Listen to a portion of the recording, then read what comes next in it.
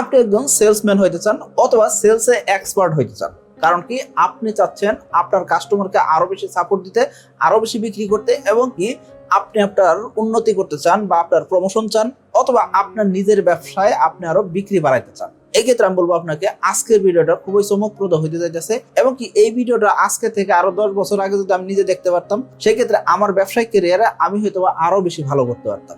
এই জন্য বলবো, আমি আমার দীর্ঘ 30 বছর জীবনে এই জিনিসগুলো আমি একসাথে পাইনি, বিভিন্ন জায়গা থেকে পাইছি, এবং কি আমার নিজের ব্যক্তিগত ব্যবসা থেকে, কেরিয়ার থেকে আমি শিখতে পারছি। তো আমার অলরেডি যেহেতু 50+ ব্যবসা করার এক্সপিরিয়েন্স রয়েছে, সেই ক্ষেত্রে আমি আপনাকে আজকে যে টিপস গুলো দেবো সেইগুলো আপনি ফ্রিতে পাচ্ছেন, এবং কি যদি মনোযোগ দিয়ে দেখতে পারেন এবং কি এই কাজগুলো করতে পারেন, ইনশাল্লাহ আপনার সেলস বাড়বে। এটা আমি চ্যালেঞ্জ করতে পারি। তো চলুন শুরু করা যাক। দেখুন, আপনার কাছে এক বা একাধিক প্রোডাক্ট যদি থাকে, সেই ক্ষেত্রে আপনি কি করবেন? আপনার কাস্টমার আপনার কাছে আসছে, সেই ক্ষেত্রে আপনার একটা প্রোডাক্ট থাকলে সেই ক্ষেত্রে কাস্টমারকে অনেক ফিচার বলবেন না। অনেক ফিচার বললে কাস্টমার অনেক সময় বিরক্ত হয়ে যায়। তো আপনি অনেক ফিচার না বলে তাকে কি বলতে পারেন? এই ক্ষেত্রে আপনার কাস্টমারকে আপনি আপনার প্রোডাক্টের ভালো এবং কি খারাপ দিকটা বলেন। এখন আপনি বলতেন ভাই, খারাপ দিক বললে সেই ক্ষেত্রে কাস্টমার কিনবে? মার্কেটে তো অনেকের প্রোডাক্ট আছে যেগুলো অনেক ভালো, তারা তো খারাপ বলতেছে না।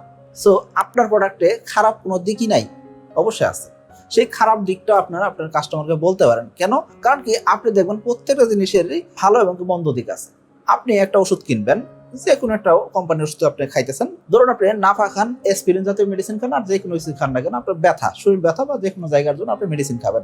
এই ক্ষেত্রে ওই ব্যথার পাশাপাশি ওই মেডিসিনটা আরো কিছু সাইড ইফেক্ট তৈরি করতে পারে, সেই জিনিসটা কোম্পানি জানাচ্ছে।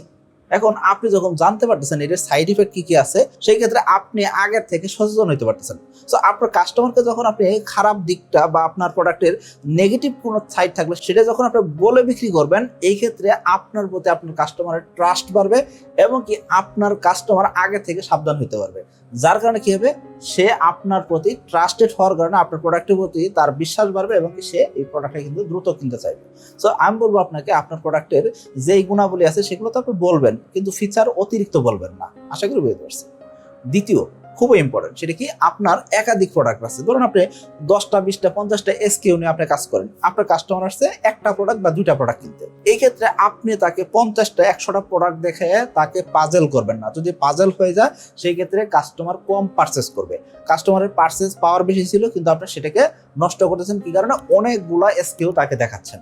সো অনেকগুলো প্রোডাক্ট তাকে দেখাবেন না, আপনি তাকে 2টা বা 3টা প্রোডাক্ট দিয়ে কি করেন, তার সামনে ডিসপ্লে করেন বা তাকে দেখান যে এই জিনিসটা এরকম, এই জিনিসটা এরকম, এবং কি এই জিনিসগুলোর সুযোগ সুবিধা কি সেটা আপনি তাকে বুঝাই বলেন, এবং কি কোন প্রোডাক্টটা ভালো হবে সেটা আপনি তাকে হেল্প করতে পারেন।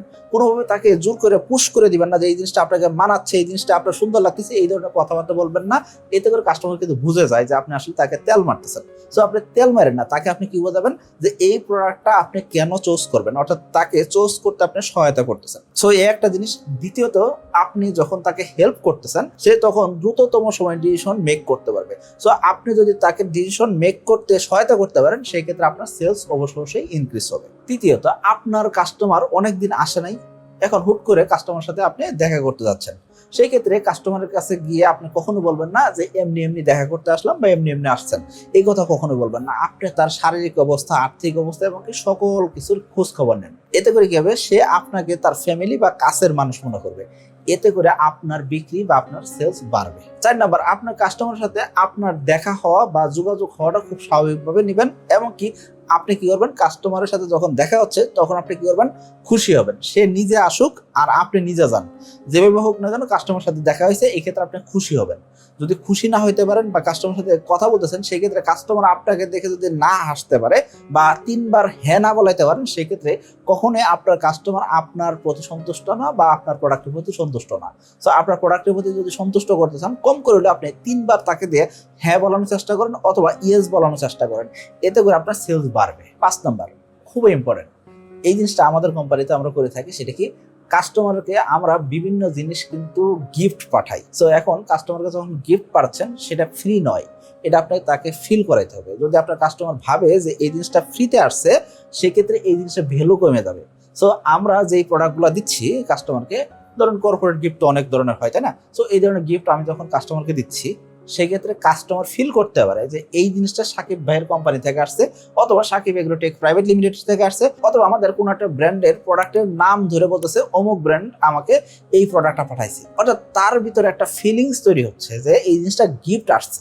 সো গিফট যখন আসতেছে সেই ক্ষেত্রে কাস্টমার কিন্তু খুশি হয়। সো আমার কোম্পানিতে আমি চেষ্টা করি ছোট্ট একটা প্রোডাক্ট, এই প্রোডাক্টের খুব সামান্য পরিমাণ লাভ হচ্ছে, তারপরেও সেখানে কিছু ভ্যালু অ্যাড করে দেওয়ার জন্য, কিছু গিফট অ্যাড করে দেওয়ার জন্য। এতে করে কি হয়, কাস্টমার মনে রাখবে। সো যখন আপনাকে মনে রাখবে তার মানে কি বিক্রি বাড়বে।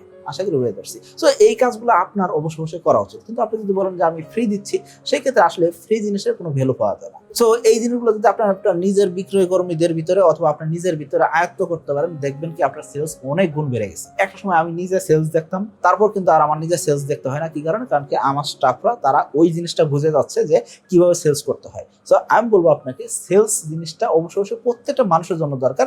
সো আপনি সেই জিনিসটা রপ্ত করার চেষ্টা করবেন। সকলে ভালো থাকবেন, সুস্থ থাকবেন। আসসালামু আলাইকুম।